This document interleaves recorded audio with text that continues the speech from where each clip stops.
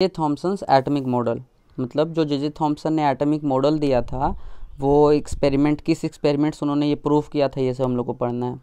तो उनका एक बहुत ही फेमस एक्सपेरिमेंट रहा है कैथोड रे एक्सपेरिमेंट, जिसको cathode ray discharge tube experiment भी कहते हैं। ये कैथोड रे एक्सपेरिमेंट है और इसको हम लोग cathode ray discharge tube experiment भी कहते हैं। ये उसका सेटअप था। सेटअप क्या था? ये एक वैक्यूम ट्यूब है, ये जो है एक वैक्यूम ट्यूब है, मतलब कि यहाँ से इसका प्रेशर बहुत ही कम होता था। ये एक्चुअली उस टाइम एक एक्सपेरिमेंट हुआ था, मतलब एक डिस्कवरी हुआ था वैक्यूम ट्यूब का। तो उस टाइम बहुत सारा एक्सपेरिमेंट्स हो रहा था वैक्यूम ट्यूब के अंदर कि क्या होता है एयर का प्रॉपर्टीज़ देखने के लिए, गैस का प्रॉपर्टी देखने के लिए। तो उसी तरह ये भी एक एक्सपेरिमेंट उसी में से एक था। वैक्यूम ट्यूब का एक्सपेरिमेंट इन्वेंशन जो हुआ था कुछ साल पहले ही हुआ था, तब से बहुत सारे साइंटिस्ट ट्राई कर रहे थे नया नया प्रॉपर्टीज़ ढूंढने का। तो ये भी एक प्रॉपर्टी जो एक्सपेरिमेंट था, इसमें भी एक नया बहुत ही इम्पॉर्टेंट चीज़ हम लोग खोज पाए जिसको इलेक्ट्रॉन कहते हैं। ठीक है, इन्होंने ही नाम दिया था उसका इलेक्ट्रॉन। तो हम लोग देखते हैं कि आगे क्या क्या इसमें था। तो सबसे पहले ये हाई वोल्टेज अप्लाई होता था, एक हाई वोल्टेज बैटरी था जिसका अराउंड 10,000 वोल्ट्स था। ये 10,000 वोल्ट्स था। ये एयर का जो प्रेशर था ये बहुत ही कम था, बहुत ही कम, मतलब 0.01 ऐसा करके पैस्कल करके कुछ था, और ये बहुत ही कम था।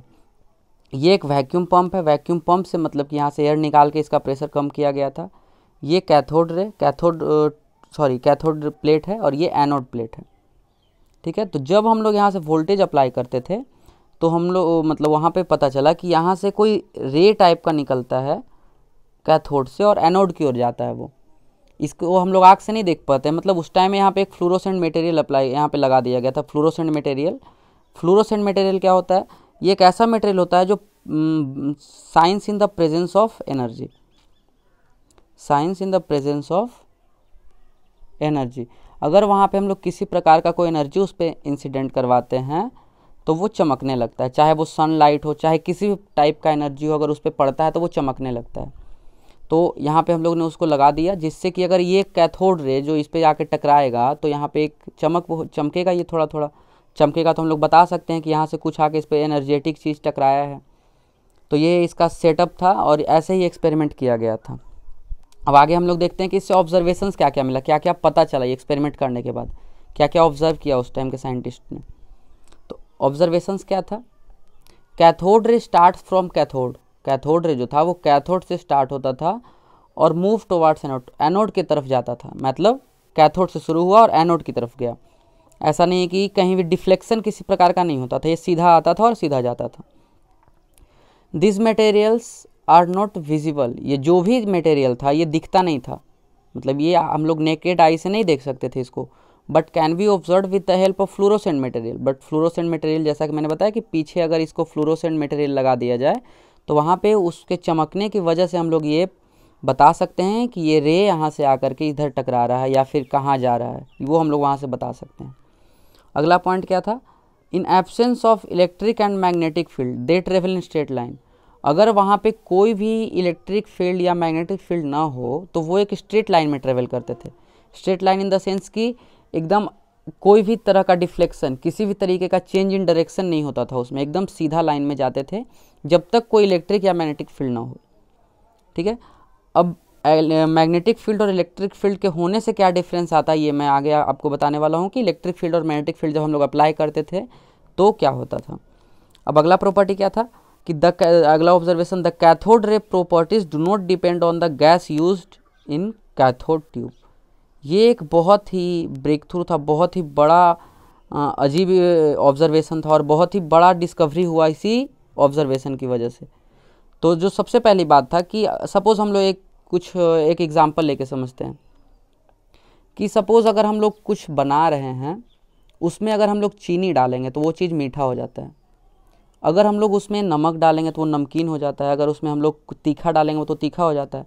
मतलब क्या, वो स्वाद जो है वो मटेरियल पे डिपेंड कर रहा है जो हम उसमें डाल रहे हैं। ठीक है, हम लोग जो डालेंगे वो उसका स्वाद वैसा हो जाएगा। लेकिन कैथोड रे में अगर हम लोग उसका कंपैरिजन करके देखें उससे, तो इसमें सपोज़ अगर हम लोग हीलियम डालते थे या फिर ऑक्सीजन डाले या हम लोग नाइट्रोजन डाले, कोई भी गैस डाले, तो उसका प्रॉपर्टी उसके हिसाब से चेंज होना चाहिए था ना। अगर ये एटम्स, उस टाइम तक पता था कि एटम ही सबसे छोटा पार्टिकल है, तो उसके हिसाब से तो सबका प्रॉपर्टीज चेंज होना चाहिए था कि यहाँ अभी हीलियम डाले तो उसका प्रॉपर्टी अलग होना चाहिए था, वो जो कैथोड रे था, और जो ऑक्सीजन डाले तो अलग होना चाहिए था। लेकिन वहाँ पे क्या था, देखिए यहाँ पे क्या लिखा है, the cathode rays properties do not depend on the gas used in the cathode tube. Gas कुछ भी यूज़ करे, कैथोड रे हमेशा सेम रहता था। तो सेम कैसे हो सकता है, ये तो बहुत ही हैरान कर देने वाला एक्सपेरिमेंट था ना, कि कैसे वो सेम कैसे हो सकता है, अगर हम लोग अलग अलग तरह का गैस डाल रहे हैं फिर भी वो सेम कैसे है।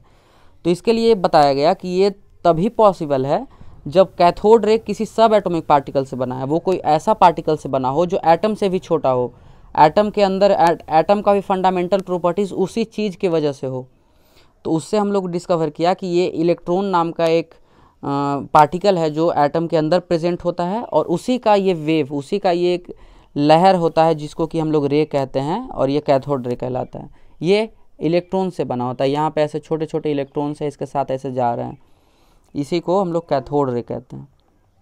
ठीक है, तो यहाँ से हम लोगों ने डिस्कवर किया कि ये किसी कोई पार्टिकल है जो कि एटम से भी छोटा है, उसी को हम लोग इलेक्ट्रॉन कहते हैं। और यहीं से वो डिस्कवरी हुआ जब उन्होंने ऑब्जर्व किया कि कोई भी गैस चेंज करने से उसका प्रॉपर्टी चेंज नहीं हो रहा है, तो इसका मतलब एक ही हो सकता है कि उनमें कोई सब एटॉमिक पार्टिकल वहाँ प्रेजेंट हो जो एटम से भी छोटा हो। ये एग्जांपल अगर आप लोग को समझ ना आया हो तो आप डाउट्स में पूछ सकते हैं। लाइव क्लास जब हम लोग का चलता है वीकेंड्स पे तो उसमें सारा डाउट्स क्लियर किया जाएगा। ठीक है, तो अब आगे चलते हैं। ऑब्जर्वेशन हो गया। अब क्या था, डिफ्लेक्शन कैसे होता था, अगर हम लोग किसी तरीके का इलेक्ट्रिक फील्ड या कोई भी मैग्नेटिक फील्ड अप्लाई करते हैं तो डिफ्लेक्शन होता था। डिफ्लेक्शन मतलब क्या होता था कि अगर हम लोग यहाँ से कोई डिफ्लेक्टिंग कॉइल, सपोज यहाँ पे मैग्नेटिक फील्ड लगा दिए या इलेक्ट्रिक फील्ड लगा दिए, तो ये अपने पाथ से, ये जो इसका पाथ है, ऐसे ही अगर कुछ नहीं होता तो ये यहाँ आके ऐसे सिंपली टकरा जाता।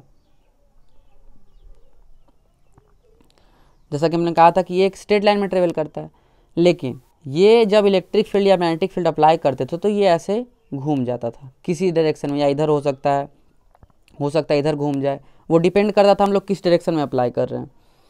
तो यहाँ से हम लोग क्या पता कर चला कि ये इसमें कोई चार्ज पक्का प्रेजेंट होता है जिससे कि ये इलेक्ट्रिक या मैग्नेटिक फील्ड में डिफ्लेक्शन शो करता है। ठीक है, अब the deflection is same as that expected from negatively charge particle. तो देखिए सिंपल सा बात है, इसमें लिखा है कि डिफ्लेक्शन जो था, जैसा हम लोग एक निगेटिव चार्ज पार्टिकल से उम्मीद रखते हैं, अगर कोई निगेटिव चार्ज पार्टिकल हमारे सामने है और उम्मीद रखते हैं कि वो ऐसा प्रॉपर्टी शो करेगा, तो ये डिफ्लेक्शन भी उसी की तरीके का था कि कोई निगेटिवली चार्ज पार्टिकल्स जो है वो ऐसा डिफ्लेक्शन शो करता। अगर हमको किसी चीज़ के बारे में नहीं पता है और हम उसका क्या बोल सकते हैं, उसका कुछ लक्षण या उसका कुछ आदत देख रहे हैं और उसका आदत किसी आदमी से मैच करता है, तो हम लोग एक आइडिया लगा सकते हैं ना कि पक्का अगर दो ही आदमी है, सपोज यहाँ एक पॉजिटिव चार्ज होता है एक निगेटिव चार्ज होता है, तो अगर हम पता करें कि इसका आदत इसके जैसा मैच कर रहा है, इसका मतलब यही है कि वो उसमें वही चार्ज प्रेजेंट हो, क्योंकि या तो एक पॉजिटिव हो सकता है, या तो पॉजिटिव चार्ज हो सकता है या निगेटिव हो सकता है, और तो कोई चार्ज होता नहीं है कि बहुत सारा चार्ज है तो कन्फ्यूज़न होगा। तो या तो इसका प्रॉपर्टीज पॉजिटिव की तरह होगा या निगेटिव की तरह होगा, लेकिन ये निगेटिव चार्ज की तरह इसका प्रॉपर्टी मैच कर रहा था, तो इसलिए इसको निगेटिवली चार्ज पार्टिकल्स की श्रेणी में रखा गया कि इसका चार्ज जो है, जो भी ये पार्टिकल है, इलेक्ट्रॉन है, जो भी ये पार्टिकल, इसका चार्ज निगेटिव है। ठीक है, तो ये मैग्नेटिक फील्ड और इलेक्ट्रिक फील्ड के एक्सपेरिमेंट से जब इसको अप्लाई किया गया वहाँ पे, तब ये पता चला हम लोग को कि वो निगेटिवली चार्ज है, इलेक्ट्रॉन जो भी वो पार्टिकल है वो निगेटिवली चार्ज है। अब आगे इसी एक्सपेरिमेंट से हम लोग पता लगा पाए कि चार्ज बाय मास रेशियो कितना होता है इलेक्ट्रॉन का। चार्ज तो एक्चुअली उस टाइम कैलकुलेट नहीं कर पाए थे जे थॉमसन ने, लेकिन चार्ज बाय मास रेशियो उन्होंने कैलकुलेट कर लिया था। वो भी यही मैग्नेटिक फील्ड और इलेक्ट्रिक फील्ड का एक ऐसे करके दोनों परपेंडिकुलर डायरेक्शन में ऐसे लगा दिया। ये सपोज अगर मैग्नेटिक फील्ड है, ये इलेक्ट्रिक फील्ड है, तो ऐसे परपेंडिकुलर डायरेक्शन में लगा दिया, और ये जो डिफ्लेक्शन है इसको अगर y ले लेते हैं, और ये डिस्टेंस जो है यहाँ से यहाँ तक का डिस्टेंस इसको x ले लेते हैं, तो इन दोनों के बहुत ही प्रिसाइज कैलकुलेशन से हम लोग को ये सब तो पता है कि ये इलेक्ट्रिक फील्ड कितना है, ये मैग्नेटिक फील्ड कितना है, ये सब तो कैलकुलेटेड था, क्योंकि उन्होंने खुद अप्लाई कर रहे थे, वो खुद मशीन से डाल रहे थे, तो उनको तो पता था कि ये कितना का इलेक्ट्रिक फील्ड है, कितना का मैग्नेटिक फील्ड है। तो यहाँ से उन्होंने एक्सपेरिमेंटली उन्होंने बैलेंस करके उसको किसी खास पॉइंट पे लाया और उससे उन्होंने कैलकुलेट किया। जैसे कि मैग्नेटिक फोर्स का वैल्यू होता है BVQ, वेलोसिटी ऑफ दैट रे, और चार्ज ऑफ द रे, और बी हो जाता है उसका मैग्नेटिक फील्ड। अब ये क्या है, मैग्नेटिक फील्ड से इलेक्ट्रिक फोर्स क्या होता था, E into Q, electric field strength into charge. ये दोनों फोर्स है, ये मैग्नेटिक फोर्स है, ये इलेक्ट्रिक फोर्स है। और यहाँ से हम दोनों को अगर इक्वल कर देते हैं, सपोज अगर दोनों इक्वल है तो यहाँ क्या हो जाएगा, v हम लोग का निकल जाएगा, v हो जाएगा f बाई बी, उसका जो वेलोसिटी है वो हम लोग निकाल लिए यहाँ से। अब इस तरह से आगे अब हम जब देखते हैं डिफ्लेक्शन जो होता था, डिफ्लेक्शन की वजह से क्या होता था, V T is equal to X. जितना देर में ये ऊपर जा रहा है, सपोज ये ऊपर जा रहा है, ये y डिस्टेंस है, और उतना ही देर में ये आगे आ रहा है, तो x और y का टाइम तो बराबर है ना, डिफ्लेक्शन भले ही अलग हो लेकिन टाइम तो बराबर है। तो x का वैल्यू निकाल लिए, y का वैल्यू निकाल लिए। अब वहाँ से हम लोगों ने v का वैल्यू तो पहले ही निकाल के रखा है, यहाँ पे देखिए ये जो v का वैल्यू हम लोग पहले निकाल के रखा है।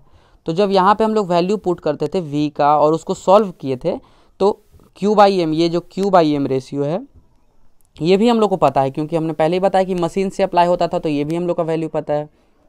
x और y कैलकुलेट कर सकते हैं, तो क्या q बाई एम निकालना कोई मुश्किल का काम नहीं है। v का वैल्यू निकल ही चुका है, एक v अननोन था, यहाँ पे v का वैल्यू हम लोग को नहीं पता था, तो v का वैल्यू हम लोग ने निकाल लिया कि f by B, sorry e by B हमारा वेलोसिटी है। तो वहाँ से हम लोगों ने q बाई एम का ये जो वैल्यू है यही q बाई एम आया था। ये है charge by mass, charge of electron by mass of electron. इससे फ़ायदा क्या होगा, अब हम लोग पूछ सकते हैं कि ये निकालने से फ़ायदा क्या हुआ, ना चार्ज पता चला ना मास पता चला, लेकिन इससे एक फ़ायदा तो है ना, अगर हम लोग दोनों में से कोई भी एक निकाल लेते हैं, सपोज चार्ज निकाल लेते हैं या मास निकाल लेते हैं, तो दूसरा आसानी से निकल जाएगा। एक का वैल्यू पुट करेंगे, दूसरा अपने आप निकल जाएगा। तो यही इससे फ़ायदा हुआ था बस, कि चार्ज अगर निकाल लिए तो मास निकल जाएगा, और मास निकाल लिए तो चार्ज निकल जाएगा, क्योंकि हम दोनों का रेशियो तो हमको पता है।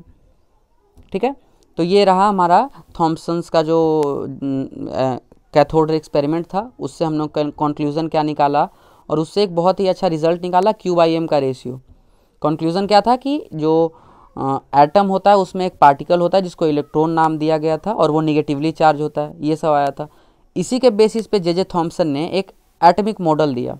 एटमिक मॉडल क्या था कि J Thomson compared an atom with watermelon. J Thomson ने एटम को वाटरमेलन से कंपेयर किया। वाटरमेलन क्या होता है, तरबूज, तरबूज जैसा सोचा उन्होंने, बोला कि एक तरबूज जैसा एटम होता है। अगर एक गोल तरबूज रखा जाए तो वो एक एटम है। Where electron were red pulp, ठीक है, जो इलेक्ट्रॉन है, जो सीड्स था वो इलेक्ट्रॉन जैसा है, जो उसमें सीड होता है तरबूज में, जो काला काला सीड है उसको अगर हम लोग इलेक्ट्रॉन मानते हैं, और रेड पल्प, वो जो रेड का उसमें जो हम लोग खाने वाला पार्ट होता है वो पॉजिटिव चार्ज है। ठीक है, तो अगला ये देखिए आगे कैसे, ये हम लोगों ने जे थॉम्पसन का एटमिक मॉडल था, और ये वाटरमेलन था। तो ये क्या है, ये जो था ये पॉजिटिव चार्ज था, ये जो रेड वाला पार्ट है, ये सब पार्ट है, ये पॉजिटिव चार्ज है, और उसमें इलेक्ट्रॉन सीड्स की तरह, बीज की तरफ फंसे हुए रहते हैं, जैसे कि यहाँ वाटरमेलन में होता है। वाटरमेलन क्या होता है, ये पल्प होता है जिसको हम लोग खाते हैं, और बीच में छोटा छोटा सीड्स फंसा होता है। उसी तरीके का ये थॉम्पसन का एटमिक मॉडल उन्होंने बताया। ठीक है, तो अब क्या हुआ, after the gold foil experiment, Rutherford ने जो किया, this model was totally rejected. हाँ, एक ये भी बात था कि थॉम्पसन ने कभी पूरा कॉन्फिडेंस के साथ नहीं कहा था कि मेरा ये सही होगा। उन्होंने बस एक अप्रोक्सीमेशन किया था कि शायद ऐसा हो सकता है। उन्होंने खुद स्टेटमेंट दिया था कि ये कभी भी मैं नहीं कह रहा हूँ कि पूरी तरह सही है या फिर मैं पूरा कॉन्फिडेंट हूँ इस मॉडल को लेके, लेकिन उस टाइम का डिस्कवरी के अकॉर्डिंग जितना चीज़ भी सामने आया था उसके अकॉर्डिंग ये मॉडल जो था उन्होंने अपने हिसाब से दिया कि शायद ऐसा हो सकता है। तो after the experiment by Rutherford this model was rejected.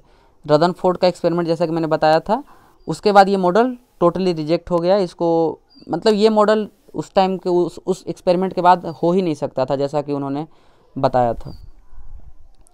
अब आगे जो डाल्टन्स एटमिक थ्योरी बताया था, उसमें मैंने बताया था कि वीडियो के एंड में मैं बताऊंगा कि उनका क्यों सही नहीं है, उनका डाल्टन्स एटमिक थ्योरी जो था वो क्यों गलत हो गया।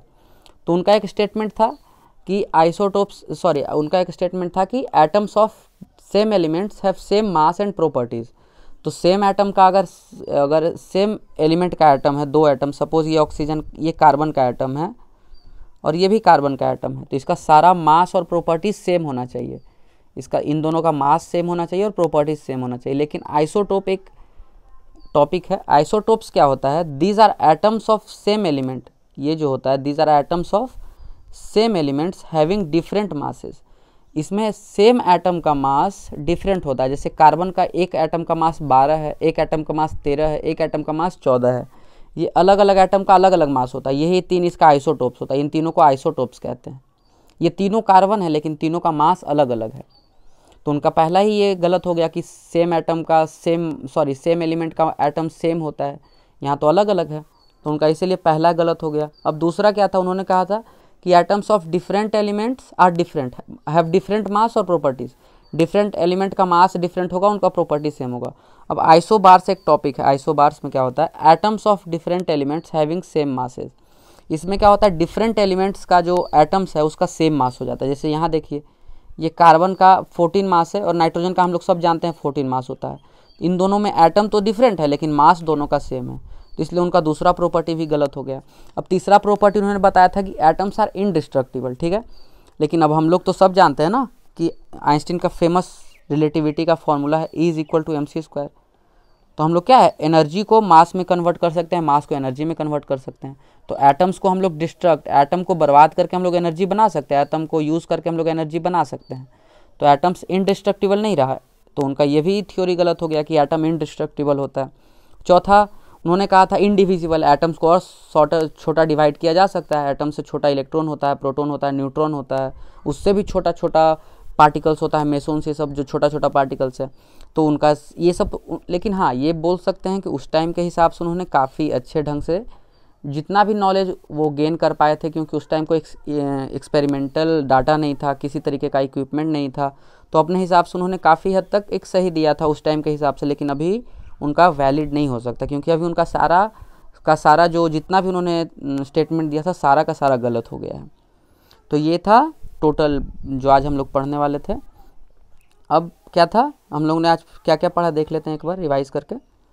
तो सबसे पहले एटॉमिक स्ट्रक्चर का चैप्टर स्टार्ट में हम लोगों ने बताया कि एटम क्या होता है, एटॉमिक स्ट्रक्चर पढ़ना क्यों चाहिए, एटॉमिक स्ट्रक्चर है क्या। अब इसमें हमने बताया कि सब एटॉमिक पार्टिकल्स क्या होता है। जो एटम से छोटा पार्टिकल्स है, जो एटम के अंदर रहता है, उसको सब एटॉमिक पार्टिकल्स कहते हैं। उसका मैंने चार्ज, मास रेशियो सब कुछ समझाया कि कितना होता है। आगे क्या था, डाल्टन्स एटॉमिक थ्योरी, ठीक है। जॉन डाल्टन्स का जो एटॉमिक थ्योरी था, जो कि सबसे पहला किसी कॉन्सेप्चुअल तरीके से उन्होंने समझाया था, उसको हमने बताया डाल्टन्स एटॉमिक थ्योरी। और ये उनका एटॉमिक मॉडल एक सिंपल सा स्फेयर टाइप का था उनका एटॉमिक मॉडल, कि यही एक एटम है, ये एटम है। एक सिंपल सा उन्होंने स्फेयर से समझाया था कि यही एटॉमिक मॉडल है। दूसरा था जे थॉम्सन का एक्सपेरिमेंट, कैथोड रे एक्सपेरिमेंट जिसको कहते हैं, या डिस्चार्ज ट्यूब एक्सपेरिमेंट कहते हैं।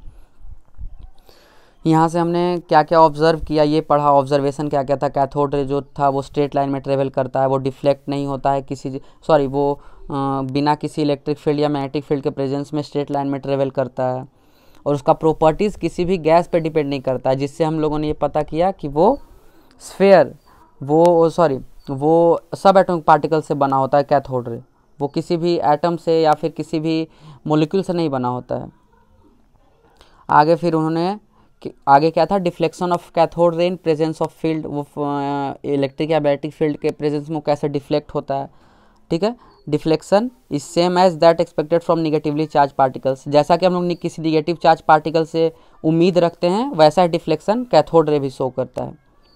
यहाँ से हमने E/m रेशियो निकाला। E/m रेशियो कैसे निकाला वो भी मैंने समझाया कि इलेक्ट्रिक फील्ड और मैग्नेटिक फील्ड को बैलेंस करके वहाँ से कैलकुलेट करके Q/m जो रेशियो है वो हमने यहाँ से निकाला। फिर थॉम्सन्स एटॉमिक मॉडल है, थॉम्सन एटॉमिक मॉडल निकाला, ये स्फेयर जो कि उन्होंने वाटरमेलन से कंपेयर किया था वो मैंने यहाँ पे बताया। और लास्ट में जो मैंने बताया था कि डाल्टन्स का एटॉमिक थ्योरी क्यों गलत है, उनका गलत कैसे है एटॉमिक थ्योरी सारा। तो यहाँ पे मैंने कुछ कुछ पॉइंट्स बताया था कि कैसे उनका गलत हो गया सारा एटॉमिक थ्योरी जितना भी उन्होंने दिया था। तो बस आज के लिए इतना ही था। और अगर कोई इस टॉपिक से रिलेटेड डाउट है तो प्लीज़ कमेंट में बता दीजिएगा। और सैटरडे को हम लोग का वीकेंड में जो लाइव क्लास होता है उसमें सारा डाउट्स लाइव क्लास में हम लोग क्लियर कर लेंगे। तो किसी तरीके का डाउट्स है तो प्लीज़ या तो हमारे ग्रुप जो हमारे पर्सनल स्टूडेंट्स हैं वो ग्रुप में भी मैसेज कर सकते हैं, वहाँ पे भी हम लोग आपको बता सकते हैं। और मैं लिंक डाल दे रहा हूँ, मैं लिंक डाल दूँगा अपना टेलीग्राम चैनल का, वहाँ भी आप लोग ज्वाइन हो सकते हैं। तो ठीक है, अब नेक्स्ट टॉपिक बाद में करते हैं। बाय।